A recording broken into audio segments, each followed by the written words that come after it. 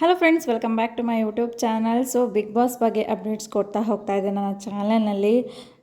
So ನಿನ್ನೆ episode ಅಂತೂ ತುಂಬಾ ವರ್ಸ್ಟ್ ಆಗಿತ್ತು. ಸೊ ನಾಮಿನೇಟ್ ಆಗಿರೋಂತಹ ಸ್ಪರ್ಧಿಗಳಿಗೆ ಗೇಮ್ನ ಕೊಡ್ತಾರೆ. ಅಲ್ಲಿ ಯಾರು ವಿನ್ ಆಗ್ತಾರೆ ಅವರು ನಾಮಿನೇಷನಿಂದ ಪಾರಾಗ್ಬೋದು ಅಂತ ಹೇಳಿ.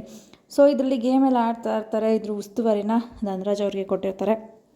ಸೊ ಎಲ್ಲೋ ಜಗದೀಶ್ ಅವರು ತಾವು ಸರಿಯಾಗಿ ಆಟನೂ ಆಡದೆ ಅಥವಾ ರೂಲ್ಸ್ನ ಫಾಲೋನೂ ಮಾಡದೆ ಎಲ್ಲ ಸ್ಪರ್ಧಿಗಳಿಗೂ ಕೂಡ ಒಂದು ಕಿರಿಕ್ ಮಾಡ್ತಾಯಿದ್ದಾರೆ, ಟ್ರಿಗರ್ ಮಾಡ್ತಾಯಿದ್ದಾರೆ ಅಂತಲೇ ಹೇಳ್ಬೋದು. ಸೊ ಧನರಾಜ್ ಅವ್ರು ಏನೇ ಹೇಳಿದ್ರು ಕೂಡ ಅವರು ಕೇಳ್ತಾನೆ ಇರಲಿಲ್ಲ. ಧನರಾಜ್ ಅಂತ ಅಲ್ಲ, ಯಾವ ಸ್ಪರ್ಧಿಗಳು ಹೇಳಿದ್ರು ಕೂಡ ಕೇಳ್ತಾ ಇರಲಿಲ್ಲ. ಸೊ ಇಲ್ಲಿ ಫಿಕ್ಸ್ ಮಾಡ್ಕೊಂಡಿದ್ದೀರಾ ನೀವು ಅಂತ ಧನರಾಜ್ ಅವ್ರಿಗೆ ತುಂಬಾ ಒಂಥರ ಏನೋ ಮಾತಾಡ್ತಾಯಿದ್ರು. ಹಾಗೆಯೇ ಅವ್ರನ್ನ ಕಾಮಿಡಿ ಪೀಸ್ ಅಂತ ಹೇಳಿದ್ರು, ನೀನು ಅದಕ್ಕೆ ಸರಿ ಅಂತ ಹೇಳಿದ್ರು. ಆಮೇಲೆ ಎಗ್ರಾಡಬೇಡ ನೀನು, ಹಾಗೆ ಹೀಗೆ ಇನ್ನೂ ತುಂಬ ಮಾತಾಡಿದ್ದಾರೆ. ಸೊ ಎಲ್ಲೋ ಒಬ್ಬ ದೊಡ್ಡ ವ್ಯಕ್ತಿ ಅಂತ ಅನ್ಸ್ಕೊಂಡಿರೋರು ಈ ಥರ ಮಾತಾಡೋದು ಸರಿಯಿಲ್ಲ ಅಂತ ಅನಿಸುತ್ತೆ. ಸೊ ತುಂಬ ಕೆಳಮಟ್ಟದಲ್ಲಿ ಮಾತಾಡಿದ್ರು ಅಂತ ಅನಿಸುತ್ತೆ. ಆಮೇಲೆ ಧನರಾಜ್ ಅವರು ಏನೋ ರೇಗ್ಸೋದಕ್ಕೆ ಹೋಗಿ ಅದನ್ನು ಇವರು ಸೀರಿಯಸ್ ಆಗಿ ತೊಗೊಂಡು ನೀನು ಹಾಗೆ ಮಾಡಿದೆ ಹೀಗೆ ಮಾಡಿದೆ, ನಾನು ಮರ್ಯಾದೆ ಕಳೆದೆ ಹಾಗೆ ಹೀಗೆ ಅಂತ ಹೇಳಿದ್ರು. ಧನರಾಜ್ ಅವರು ಸಾರಿ ಸರ್ ಅಂತಲೂ ಕೂಡ ಹೇಳಿ ಅವ್ರಿಗೆ ಕಾಲಿಗೆ ಕೂಡ ಬಿದ್ದಿದ್ದಾರೆ. ಆದ್ರೂ ಈ ಅಪ್ಪ ಕ್ಷಮಿಸೋಕ್ಕೆ ರೆಡಿ ಇಲ್ಲ. ಸೊ ಸಾರಿ ಸರ್ ಅಂತ ಹೇಳಿ ಕಾಲಿಗೆ ಬಿದ್ರೂ ಕೂಡ ಅವ್ರನ್ನ ಟಾರ್ಗೆಟ್ ಮಾಡಿದ್ದಾರೆ. ಅದೇ ತಲೆಯಲ್ಲಿ ಇಟ್ಕೊಂಡು ಗೇಮಲ್ಲಿ ಕೂಡ ಬಂದಾಗ ಅವ್ರು ಉಸ್ತುವಾರಿಯಲ್ಲಿ ಗೇಮ್ ನಡೆಸ್ತಾ ಇದ್ದಾರೆ. ಅವ್ರ ಮಾತನ್ನು ಕೇಳ್ದೇ ಗೇಮ್ ಆಡೋದಕ್ಕೂ ಬಿಡ್ದೇ ತುಂಬ ಸಮಯನ ವ್ಯರ್ಥ ಮಾಡಿದ್ದಾರೆ ಅಂತಲೇ ಹೇಳ್ಬೋದು. ಸೊ ಇವರು ಇಲ್ಲಿ ಗೇಮ್ ಆಡೋಕ್ಕೆ ಬಂದಿದ್ದಾರೆ ಅಂತ ನನಗಂತೂ ಅನ್ನಿಸ್ತಾ ಇಲ್ಲ. ಅಥವಾ ಒಂದು ರೂಲ್ಸ್ ಫಾಲೋ ಮಾಡ್ತಾ ಇಲ್ಲ, ಅಥವಾ ಗೇಮ್ ಅಂತ ಬಂದಾಗ ಚೆನ್ನಾಗಿ ಗೇಮ್ ಮಾಡ್ತಾ ಇಲ್ಲ, ಬರೀ ಮಾತಾಡ್ತಾ ಇದ್ದಾರೆ. ಅಲ್ಲಿ ನರ್ಕದಲ್ಲಿರೋರಿಗೆ ಸ್ವರ್ಗದಲ್ಲಿರೋರಿಗೆ ಹೇಳೋದು, ಸ್ವರ್ಗದಲ್ಲಿರೋರು ನರ್ಕದ ಬಗ್ಗೆ ಮಾತಾಡೋದು, ಹೀಗೆ ಮತ್ತು ರೂಲ್ಸ್ ಎಲ್ಲ ಬ್ರೇಕ್ ಮಾಡೋದು, ಸ್ವರ್ಗದಿಂದ ತೊಗೊಂಡೋಗಿ ಹಣ್ಣು ನೀರು ಎಲ್ಲನೂ ಕೊಡೋದು. ಆವಾಗ ಸ್ವರ್ಗದಲ್ಲಿ ಇರೋರಿಗೆ ರೂಲ್ಸ್ ಬ್ರೇಕ್ ಮಾಡಿದ್ದೀರಾ ಅಂತ ಅವ್ರಿಗೆ ಇದ್ದಿದ್ದ ಸೌಲಭ್ಯಗಳೆಲ್ಲನೂ ಕೂಡ ಬಿಗ್ ಬಾಸ್ ಅವರು ವಾಪಸ್ ತೊಗೊಂಡಿದ್ದಾರೆ. ಸೊ ಈ ರೀತಿ ಎಲ್ಲ ಮಾಡ್ತಾಯಿದ್ದಾರೆ. ಸೊ ಒಬ್ಬರು ವ್ಯಕ್ತಿ ಈಗ ಲಾಯರ್ ಅಂತ ಹೇಳಿದ್ರೆ ನಮ್ಮ ಮೈಂಡಿಗೆ ಹೇಗೆ ಬರುತ್ತೆ ಅಂದರೆ ಡಿಸಿಪ್ಲಿನ್, ಒಂದು ಸ್ವಲ್ಪ ಸ್ಟ್ರಿಕ್ಟ್ ಆಗಿರ್ತಾರೆ, ರೂಲ್ಸ್ ಎಲ್ಲ ಫಾಲೋ ಮಾಡ್ತಾರೆ, ಈ ಥರ ಮೈಂಡಿಗೆ ಬರುತ್ತೆ. ಬಟ್ ಇವರೆಲ್ಲ ಉಲ್ಟಾ ಇದ್ದಾರೆ. ರೂಲ್ಸು ಫಾಲೋ ಮಾಡ್ತಾಯಿಲ್ಲ, ಅಥವಾ ಒಂದು ಏನಾದರೂ ಸಮಾಜಕ್ಕೆ ಮೆಸೇಜ್ ಅಂತೂ ಕೊಡ್ತಾಯಿಲ್ಲ. ಅಲ್ಲಿರೋ ವ್ಯಕ್ತಿಗಳಿಗೆ ಬುದ್ಧಿವಾದನೂ ಹೇಳ್ತಾಯಿಲ್ಲ. ಈಗ ದೊಡ್ಡೋರಂತ ಹೇಳಿದ್ಮೇಲೆ ಒಂದು ಬುದ್ಧಿವಾದ ಹೇಳಿದ್ರೆ ಚಿಕ್ಕವ್ರು ಕೇಳ್ತಾರೆ, ಅದಂತೂ ಇಲ್ಲವೇ ಇಲ್ಲ. ಇವ್ರನ್ನ ನೋಡಿ ಕಲಿಯೋಂಥ ವಿಷಯ ಯಾವುದೂ ಇಲ್ಲ. ಸೊ ಅದಾದಮೇಲೆ ಇಲ್ಲಿ ಇಷ್ಟೆಲ್ಲ ವಿಷಯಗಳು ನಡೆಯುತ್ತೆ. ಅದಾದಮೇಲೆ ಮಾನಸ್ ಅವ್ರಿಗೆ ಒಗಲೆ ಅಂತಲೂ ಕೂಡ ಹೇಳ್ತಾರೆ. ಏನೋ ಸೀಮೆ, ಯಾವ ಸೀಮೆ ಹಿಂಗ್ಸು ಅಂತಲೂ ಕೂಡ ಈ ವರ್ಡ್ನ ಬಳಸ್ತಾರೆ. ಈ ವರ್ಡ್ ಬಳಸಿದ ತಕ್ಷಣ ಎಲ್ಲರಿಗೂ ಕೂಡ ಕೋಪ ಬರುತ್ತೆ. ಮಂಜು ಅವ್ರಿಗಾಗಿರ್ಬೋದು ಅಥವಾ ಧರ್ಮ ಅವ್ರಿಗಾಗಿರ್ಬೋದು, ಫುಲ್ ಎಲ್ಲ ಕೋಪ ಮಾಡಿಕೊಂಡು ಅವ್ರ ಮೇಲೆ ಮಾತನ್ನು ಆಡ್ತಾರೆ. ಸೊ ಇವರೆಲ್ಲರೂ ಕೂಡ ಒಟ್ಟಿಗೆ ಆದ್ರಲ್ಲ, ಸೊ ಅವರು ಎಲ್ಲೋ ಡೌನ್ ಆದಂಗೆ ಅನಿಸ್ಬಿಡುತ್ತೆ.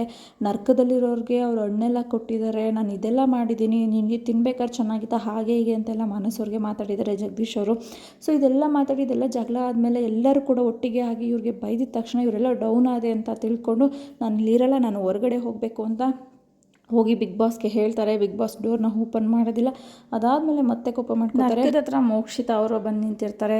ಅಲ್ಲಿ ಒಂದು ಕ್ಯಾಮ್ರಾ ಇರುತ್ತೆ. ಅಲ್ಲಿಗೆ ಬಂದು ಮೋಕ್ಷಿತ ಅವ್ರಿಗೆ ಹೇಳ್ತಾರೆ, ನಾನು ಮನ್ಸು ಮಾಡಿದ್ರೆ ಈಗಲೇ ಹೆಲಿಕಾಪ್ಟರ್ ತಂದು ನಿಲ್ಲಿಸ್ತೀನಿ, ಇಲ್ಲಿಗೆ ಈ ಗೋಡೆನ ಹೊಡೆದಾಕ್ತೀನಿ, ಹಾಗೆ ಅಂತ ಎಲ್ಲ ಮಾತಾಡ್ತಾರೆ. ಹಾಗೆಯೇ ನನ್ನ ಎದುರಾಕೊಂಡು ಈ ಕರ್ನಾಟಕದಲ್ಲಿ ಬಿಗ್ ಬಾಸ್ನ ಹೇಗೆ ನಡೆಸ್ತೀರಾ ಅಂತ ನೋಡ್ತೀನಿ ಅಂತಲೂ ಕೂಡ ಧಮಕಿ ಹಾಕ್ತಾರೆ.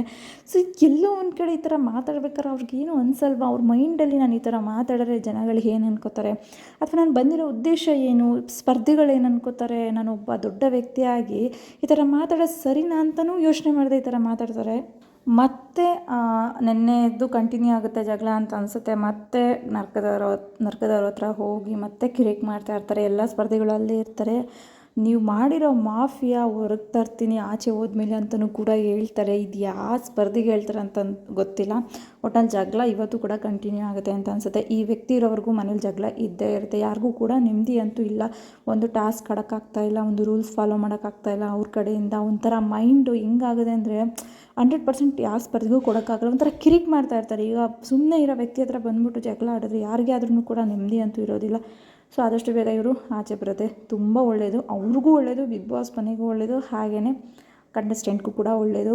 ಅವ್ರಿಗೆ ಎದ್ರುಕೊಂಡು ಆಚೆ ಕಳಿಸಿ ಅಂತ ಹೇಳ್ತಾಯಿಲ್ಲ, ಬೇರೆಯವರು ಹೊಳಿಸೋಗಾಗಿ ಅವ್ರು ಆಚೆ ಬರಬೇಕು ಅಂತ ಅನ್ಸುತ್ತೆ. ಇಲ್ಲಿ ಇನ್ನೊಂದು ಗಮನಿಸಿದ್ರೆ, ಸೊ ಇಷ್ಟು ದಿನ ಸ್ವರ್ಗದಲ್ಲಿರೋರಿಗೆ ನರ್ಕದವ್ರು ಕಂಡ್ರೆ ಆಗ್ತಿರಲಿಲ್ಲ, ನರ್ಕದಲ್ಲಿರೋರಿಗೆ ಸ್ವರ್ಗದಲ್ಲಿರೋರು ಕಂಡ್ರೆ ಆಗ್ತಿರಲಿಲ್ಲ ಅಂತ ಅಂದರೆ ಒಂದು ರೀಸನ್ನು ಅಂದರೆ ರೂಲ್ಸ್ನ ಫಾಲೋ ಮಾಡ್ತಾಯಿಲ್ಲ, ಆದ್ದರಿಂದ ಸ್ವರ್ಗದವ್ರಿಗೆ ಸ್ವಲ್ಪ ಕಷ್ಟ ಆಗ್ತಿದೆ ಅನ್ನೋ ಒಂದು ರೀಸನ್ ಅಷ್ಟೇ.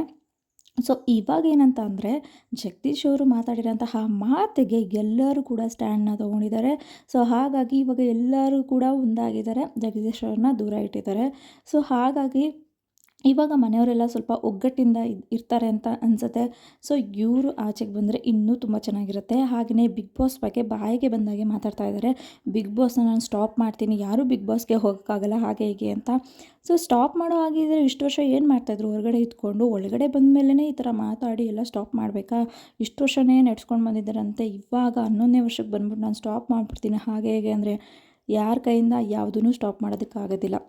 ಸೊ ಬಿಗ್ ಬಾಸ್ ಮನೆ ಒಳಗಡೆ ಬಂದಿದ್ದಾರೆ ಅಂತಂದರೆ ಏನಾದರೂ ಒಳ್ಳೆ ಉದ್ದೇಶ ಇಟ್ಕೊಂಡು ಬರಬೇಕು. ಈ ಥರ ನಿಲ್ಲಿಸ್ಬಿಡ್ತೀನಿ ಪ್ರೋಗ್ರಾಮ್ನ, ಅವ್ರಿಗೆ ಇದು ಮಾಡ್ತೀನಿ, ಬೇರೆಯವ್ರಿಗೆ ಪ್ರಾಬ್ಲಮ್ ಕೊಡೋದಾದರೆ ಇವ್ರು ಯಾಕೆ ಒಳಗಡೆ ಬರಬೇಕಿತ್ತು? ಇವರು ಜನಗಳಿಗೆ ಏನು ಮೆಸೇಜ್ ಕೊಡ್ತಾ ಇದ್ದಾರೆ?